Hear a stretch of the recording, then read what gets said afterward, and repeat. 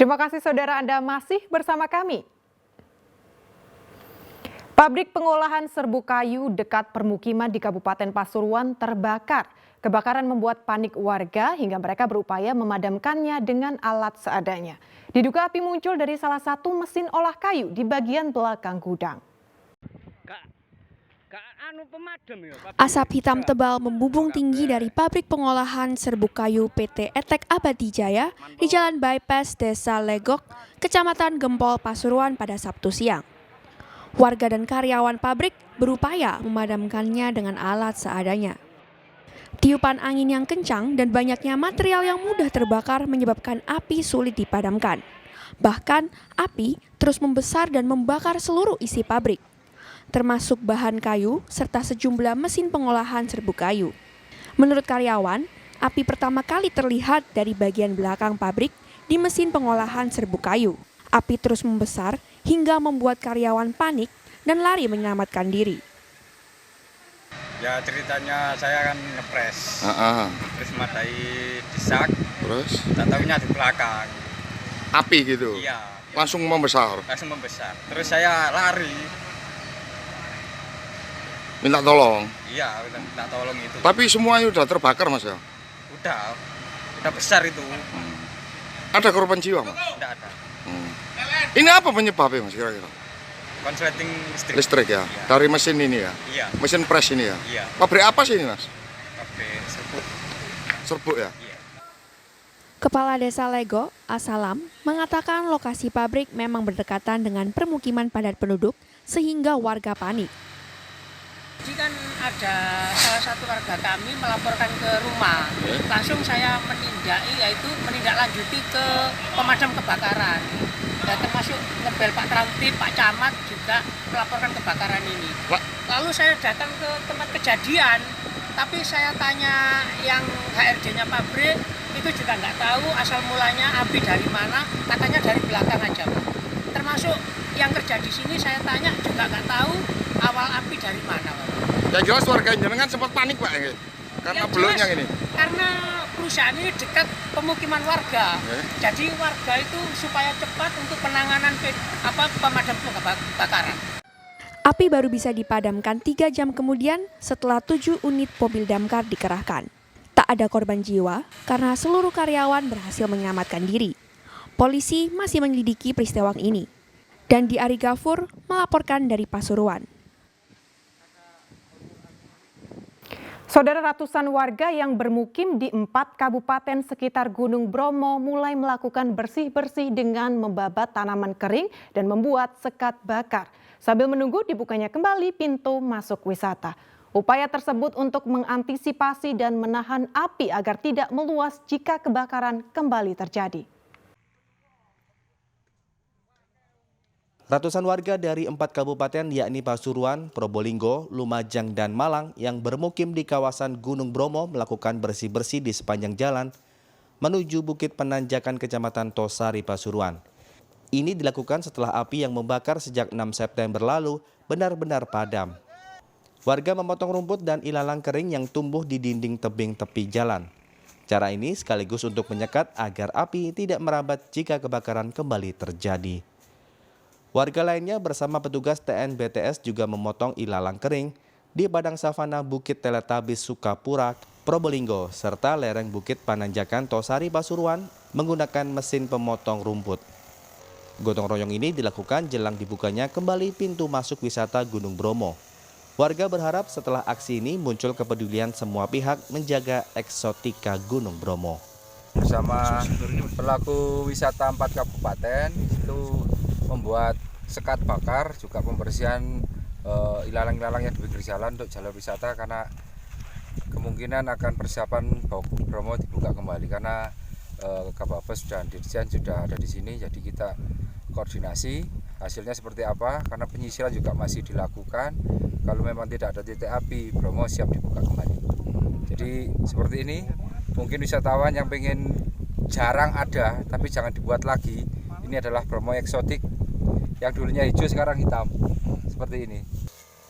Dirjen Konservasi Sumber Daya Alam dan Ekosistem Kementerian Lingkungan Hidup dan Kehutanan menyampaikan Luas lahan dan hutan yang terbakar sejak 6 September lalu mencapai 500 hektar lebih. Pihaknya kini akan melakukan konservasi lahan dan riset mitigasi agar kawasan Bromo kembali subur. Jadi kebakaran kan dimulai tanggal 6 September ya, karena ada unsur ketidakhati-hatian dari pengunjung sehingga mengakibatkan kebakaran padang rumput, semak belukar dan juga ada pohon-pohon di kawasan seluas kira-kira pada tanggal 10 sampai dengan tanggal 10 September itu kira-kira ada 504 hektar lahan yang terbakar. Aksi bersih-bersih kawasan Gunung Bromo ini dilakukan sejak Jumat hingga hari Minggu. Sementara sampai Sabtu siang, pintu masuk wisata menuju kawasan Gunung Bromo masih ditutup. Daniel Gafur melaporkan dari Pasuruan. Saudara, rumah 2 lantai yang digunakan sebagai kantor reklame di kawasan Bendul Merisi, Surabaya ludes terbakar. Api segera dapat dikendalikan setelah 14 unit mobil damkar tiba. Api besar ya, api besar. Masih dicoba.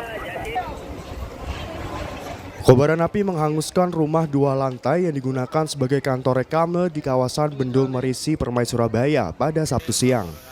Api dengan cepat membesar dan membakar seluruh isi ruangan di lantai 2 hingga atapnya ambruk. Sebanyak 14 unit mobil damkar dikerahkan untuk memadamkan api. Petugas akhirnya bisa menjinakkan api setelah melakukan penyemprotan selama 25 menit. Petugas juga harus naik hingga ke atap untuk membasahi bangunan rumah di sebelahnya agar api tidak merembet. Dugaan awal kebakaran akibat korsleting listrik karena kantor libur dan tidak ada aktivitas di dalamnya. Ada laporan masuk ya, dan alhamdulillah 4 menit bisa sampai di TKK dari unit Poskotis ya Pak Wasis ya, yang datang duluan Poskotis ya? Ya, yang datang duluan dari Poskotis Jayapura, 4 menit sudah sampai di lokasi. Dan di kejadian ini alhamdulillah tidak ada korban. Kebetulan rumah ini sewa pakai usaha dan hari ini kosong, belum ada aktivitas. Dan dugaan konslet dugaannya. Tapi sebelumnya ada penghuninya Pak? Aktivitas kantor. Gitu ya? Kantor ya? Percetakan, reklame iklan gitu. Meski tidak ada korban jiwa, namun kerugian material diperkirakan mencapai ratusan juta rupiah. Rahmat Hidayat melaporkan dari Surabaya. Saudara, musim kemarau panjang membawa dampak bagi warga Ngawi. Bantuan air bersih tak kunjung datang membuat sebagian warga terpaksa mencari air di sungai yang kotor untuk kebutuhan sehari-hari.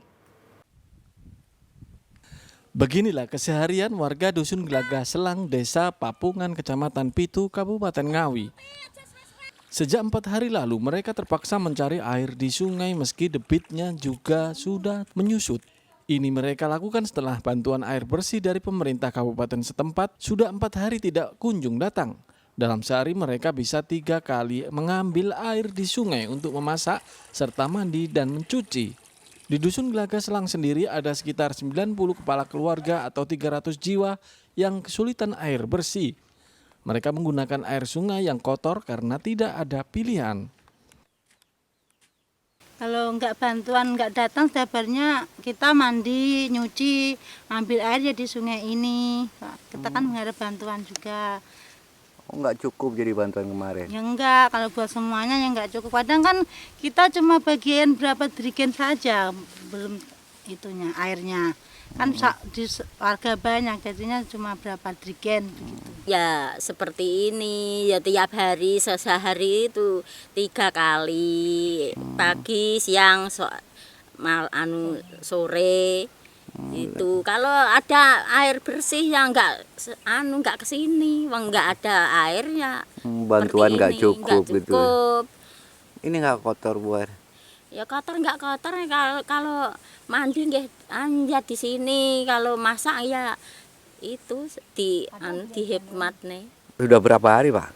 Sudah 4 hari Pak. 4 hari ini? Ya. Bantuan belum datang gitu? Bantuan belum datang.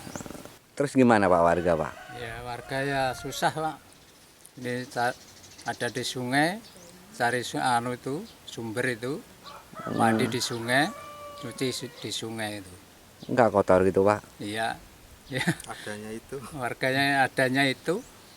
Mencari air bersih seperti ini sudah dilakoni warga setiap musim kemarau tiba.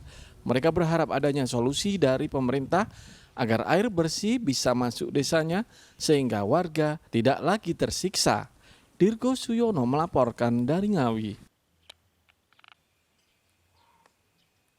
Meriahnya kolaborasi Tari Gandrung Sewu dan atraksi Airshow di Banyuwangi. Informasi selengkapnya akan kami sajikan sesaat lagi.